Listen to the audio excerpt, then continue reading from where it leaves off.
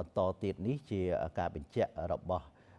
ឯកឧត្តមឧបនាយករដ្ឋមន្ត្រីសាយសំអល់រដ្ឋមន្ត្រីក្រសួងរៀបចំដែនដីនគររូបនីយកម្មទៅកាន់ប្រជាពលរដ្ឋពាក់ព័ន្ធទៅនឹងកិច្ចការងារនិងសារៈសំខាន់ដែលក្រសួងបាននឹងកំពុងតែអនុវត្តឯកឧត្តមឧបនាយករដ្ឋមន្ត្រីសាយសំអល់ក៏បានបង្ហាញនូវសមានចិត្តកោតសរសើរជាពិសេសការចូលរួមចំណែកបេសកកម្មរបស់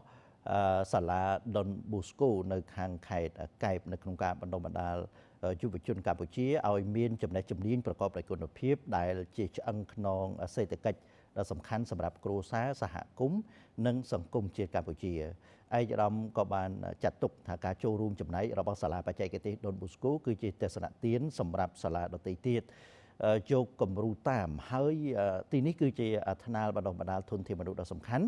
ដែលអាដាមត្រូវតែយកចិត្តទុកដាក់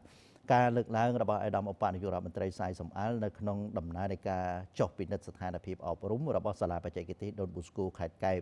និងសាលាអនុវិទ្យាល័យហ៊ុនសែនក្រុងកែបដើម្បីស្ដាប់អំពីដំណើរការនៃការកសាងធនធានមនុស្សនៅក្នុងមូលដ្ឋាននិងតម្រូវការចាំបាច់នានាសម្រាប់បន្តលើកកម្ពស់គុណភាពអប់រំនៅនឹងកន្លែងកាលពីពេលថ្មីនេះឯកឧត្តមឧបនាយករដ្ឋមន្ត្រីសាយសំអល់ក៏បានវាយតម្លៃខ្ពស់ចំពោះគណៈគ្រប់គ្រងពិសេសសាលាបច្ចេកទេសដុនប៊ូស្កូខេត្តកែបដែលជាថ្នាលបណ្ដុះបណ្ដាលធនធានមនុស្សប្រកបដោយជំនាញវិជ្ជាជីវៈជូនយុវជនឲ្យមានសមត្ថភាពខ្ពស់និងអាចប្រកួតប្រជែងក្នុងទីផ្សារការងារនិងរួមចំណែកកសាងនិងអភិវឌ្ឍសង្គមជាតិឯកឧត្តមសង្កត់ធ្ងន់ថាសាលាបច្ចេកទេសនេះជាគំរូនៃការបណ្ដុះបណ្ដាលនិងការផ្លាស់ប្ដូរផ្នត់គំនិតរបស់កោសិកាសង្គមកម្ពុជា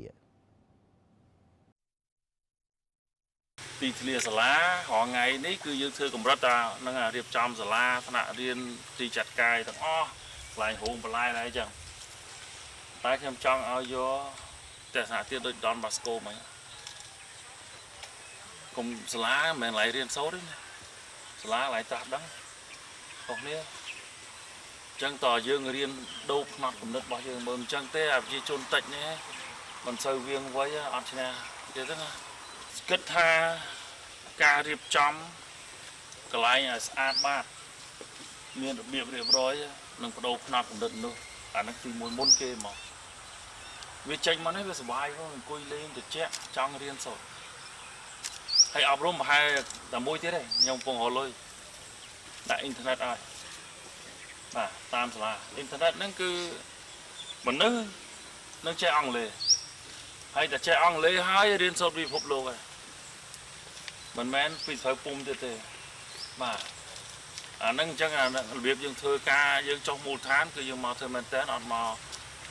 ធ្វើយកសមិទ្ធផលទេកុំមកចុះមូលដ្ឋានយកសមិទ្ធផលមកយកផលិតភាពរបស់ខ្លួន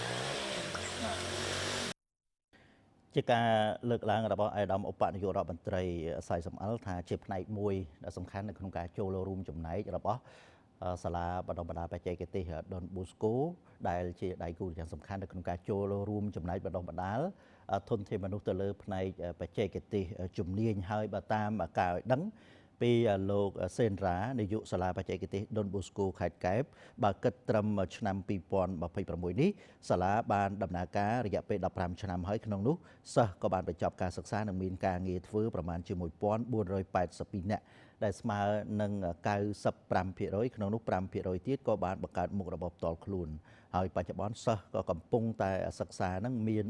484នាក់នៅចំពោះមុខសាលានឹងក៏ខ្វះខាតការគ្រប់គ្រងផ្នែកថវិកាសម្រាប់ទ្រទ្រង់ដំណើរការសាលាទាំងមូលផងដែរអញ្ចឹងយើងមើលឃើញហើយថាក្រៅតែពីសាលាបច្ចេកទេសអប់រំបច្ចេកទេសដុនប៊ូស្កូនៅខេត្តកែបនៅរាជធានីភ្នំពេញក៏ដូចជានៅតាមបណ្ដាខេត្តមួយចំនួនទៀតសាលានេះក៏បានបើកដំណើរការនៅក្នុងការបណ្ដុះបណ្ដាលអប់រំលើផ្នែកបច្ចេកទេសជូនទៅដល់យុវជនកម្ពុជាដែលជាកូនចៅប្រជាពលរដ្ឋឲ្យមានចំណេះនិងជំនាញស្របទៅនឹងផែនការសកម្មភាពនិងចក្ខុវិស័យរបស់រាជរដ្ឋាភិបាលនៅក្នុងការ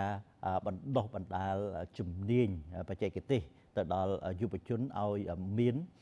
ជំនាញបំណិនជំនាញដើម្បីចូលរួមបញ្ជ្រាបខ្លួនទៅក្នុងទីផ្សារការងារដែលកំពុងមាននាពេលបច្ចុប្បន្ននេះស្របពេលដែល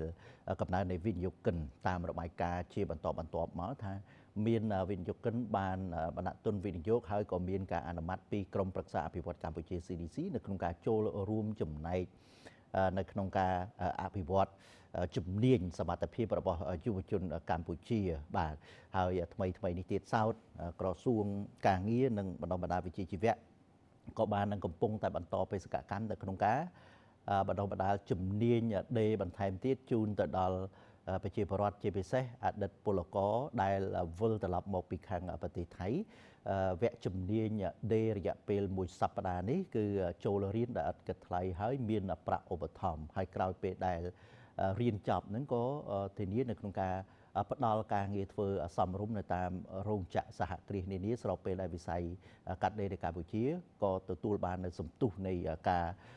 បណ្ដាក់ទុនវិនិយោគជាបន្តបន្ទាប់ថ្មីបន្ថែមទៀតនៅក្នុងឆ្នាំ2025តាមរបាយការណ៍របស់ CDC មានក្រុមហ៊ុនវិនិយោគប្រមាណជា630បាទដែលបានបណ្ដាក់ទុនថ្មីគឺមានការកើនឡើងរហូតដល់ទៅជាង200គម្រោងហើយនោះហើយទំហំទឹកប្រាក់នៃការវិនិយោគនៅក្នុងឆ្នាំ2025កន្លងទៅកម្ពុជាទទួលបានក្នុងទំហំ$10 billionសហរដ្ឋអាមេរិកហើយក្នុងនោះក៏បានផ្ដល់នៅឱកាសការងាររាប់សែនកន្លែងជូនទៅដល់ប្រជាពលរដ្ឋជាពិសេសសម្រាប់អតីតពលករដែលទើបតែវិលត្រឡប់មកពីខាងប្រទេសថៃ